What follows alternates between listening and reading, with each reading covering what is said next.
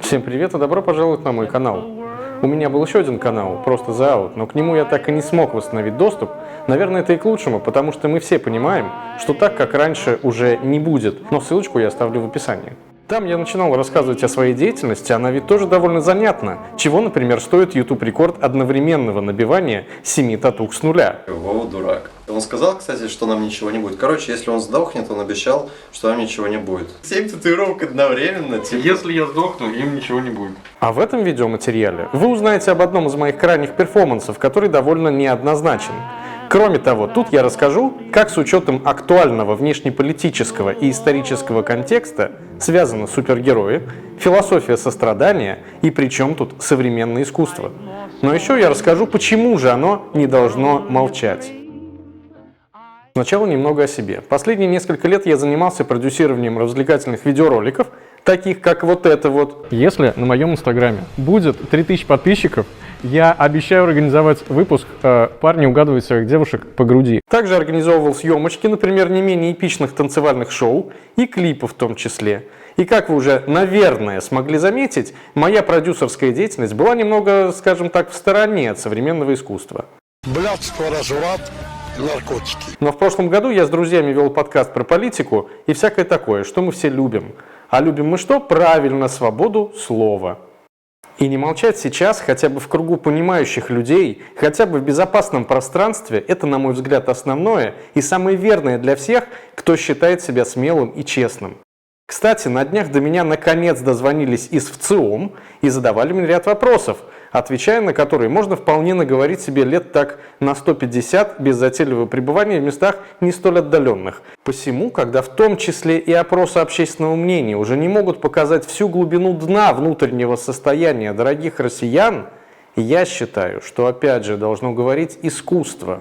Дорогие россияне, Россия уже никогда не вернется в прошлое. Уверен, что наши действия по достоинству оценят потомки. Сам хэштег «Искусство не должно молчать» появился в нашей работе безымянный еще в прошлом году. Но вы помните, тогда еще разом закрыли или признали нежелательными много СМИ и фондов. Конечно же, на фоне нынешней военной цензуры закрытие нескольких независимых СМИ кажется цветочками.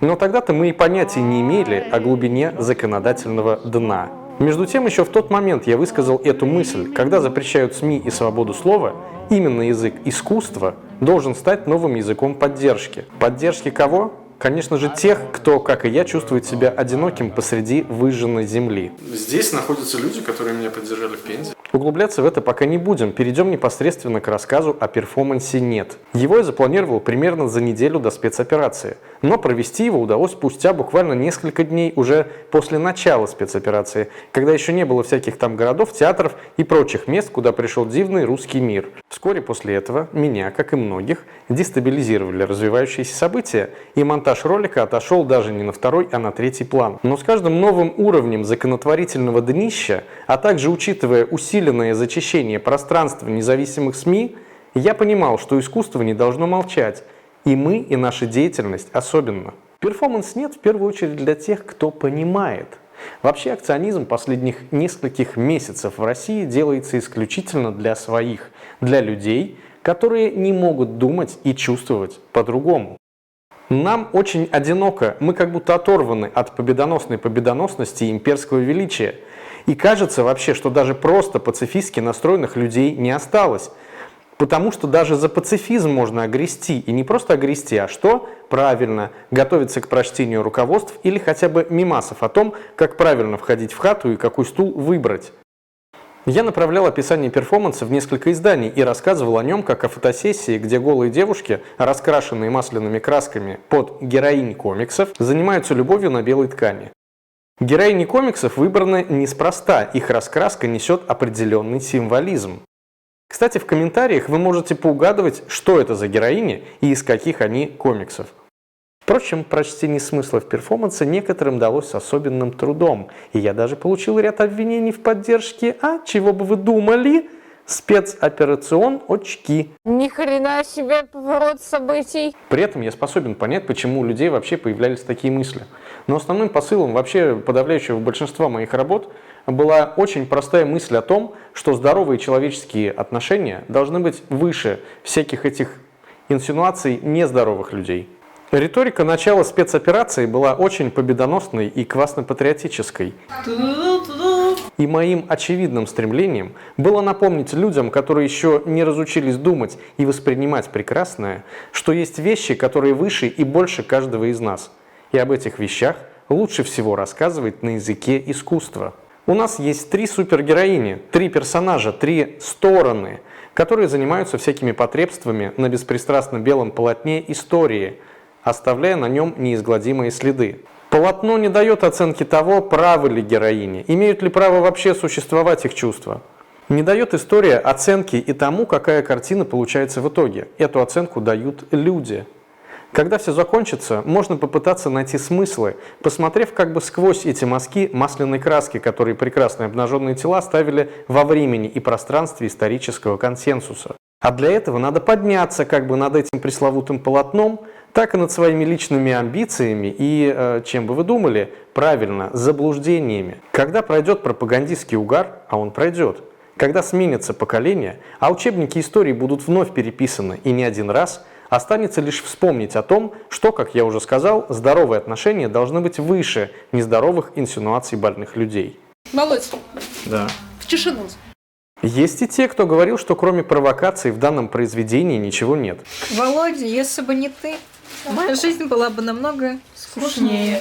Не буду с этим спорить, но я считаю, что именно провокация способна, если не выбить дурь, то хотя бы сбить налет повседневной, мягко говоря, усталости от орно-убийственных новостей нашего прекрасного государства.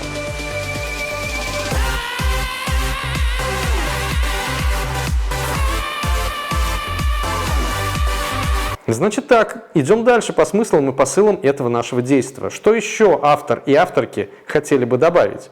Я сейчас чувствую очень такой достаточно высокий уровень тревоги и возбуждения от того, что буду сейчас в этом участвовать.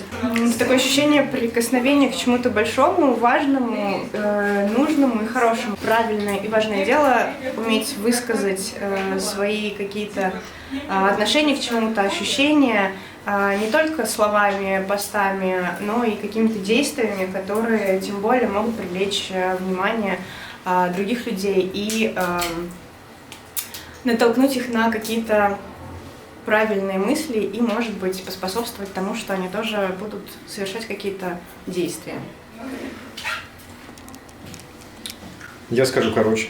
Я повторюсь и скажу, что искусство не должно молчать, поэтому я не молчу. Конечно же, когда нами это все задумывалось в конце февраля, мы и предположить не могли, каким крахом это обернется почти для всех стран Европы. Потому что первоначальный посыл был в примирении, и в середине февраля мысль о примирении была еще не такой наивной. Тем не менее, как раз в нынешних условиях наш феминистский перформанс «Нет» — это лишний повод напомнить о том, что лучше заниматься вещами поинтереснее этих вот ваших мужицких махательств ядерными дубинками. В этой работе мы возвели в абсолют женское умение сострадать. Именно сострадание помогает не только человеку, но и политику договориться и примириться с внутренними демонами. Женщина в этой работе сама по себе супергерой, потому что у нее есть самая замечательная суперспособность на свете – способность сострадать. Был такой фильм в недавнем прошлом «Вечные», и там у одной героини была суперспособность к состраданию. По крайней мере, так ее презентовали продюсеры этого фильма. Сам фильм широкой аудитории, да и мне тоже, не очень зашел. Но эта идея настолько хороша и инновационна, что по большому счету мир к ней не готов. Я уже не говорю о том, что в нашем чудесном государстве именно за сострадание сляпали очередную статью. Полотно истории в нашей акции пишется обнаженными женскими телами. Обнаженность символизирует открытость, искренность, внутреннюю силу говорить правду, но в то же время ранимость. Я бы хотел еще добавить, что я прекрасно понимаю, неоднозначности прочтения смыслов перформанса поспособствовали события во многих городах Украины, случившиеся в последние месяцы. И слово «нет» в названии перформанса, написанное категорично и капсом, как раз и символизирует несогласие женщины перед сами знаете чем. Полотно истории, которые пишут мужчины, наполнено болью, отчаянием и насилием. В своей акции я показываю, что может быть и по-другому. Но, к сожалению, как мы видим, пока только в каком-то идеальном мире. Мире искусства, которое не должно молчать. Так что пока мужчины успешно просирают роль цивилизованных договорщиков, я очень счастлив, что моими героинями и супергероинями являются женщины. Целью у этого перформанса есть еще две. Первое – сделать отсылку к готовящемуся мной событию – выставке перформансу «Рождение нового», в котором будет использоваться подобная техника создания работ. Обо всем этом я буду подробно рассказывать в своих следующих видеороликах. И второе. Вот это вот полотно истории, которое вы видите на своих экранах и экранчиках прямо сейчас, я собираюсь продать через NFT-аукцион, ну или просто аукцион. Средства частично пойдут на проведение выставки «Рождение нового» и конкретно создание работ, но по большей части на поддержку тех, кто пострадал от этой геополитической вакханалии последних нескольких месяцев. И я думаю, вы понимаете, о чем и о ком я сейчас говорю. Если же для некоторых все еще не очевидна цель номер один нашего перформанс нет, то скажу прямо и честно, как могу. Уже не первый день, неделю и месяц, наблюдая все это пропагандистское непотребство, я и многие, в принципе, тоже чувствуем себя одинокими и оторванными от этого мира. Мы ругаемся с близкими, кто-то даже разводится, и все потому, что... потому. Чувство раздавленности, одиночества, стыда и какой-то ненужности так сильно давило и на меня, что я нашел в себе силы сделать этот ролик спустя несколько месяцев после того, как мы провели сам перформанс. Понимаете, вот это вот слово «тоже» должно сказать вам, дорогой зритель, что вы не одиноки в своей философии сострадания. Но мое искусство не будет молчать, потому что сейчас мы, творческие люди, просто не можем себе этого позволить. Давайте вместе рисовать новый прекрасный мир и оставим войны только для комиксов. Берегите себя и в особенности свою психику. До скорых новых встреч! Буду очень благодарен, если вы поддержите этот канал. Это видео там лайком, репостом где-нибудь публикацией, нажмете на колокольчик. Как минимум в комментах вы можете написать, что за героини у нас были. Ну все, пока. Очень важно было сделать яркие какие-то напоминания, яркие отсылки к СМИ или к явлениям, которые запрещены в нашей стране. Так или иначе, как бы их жизнь усложнена в этой стране.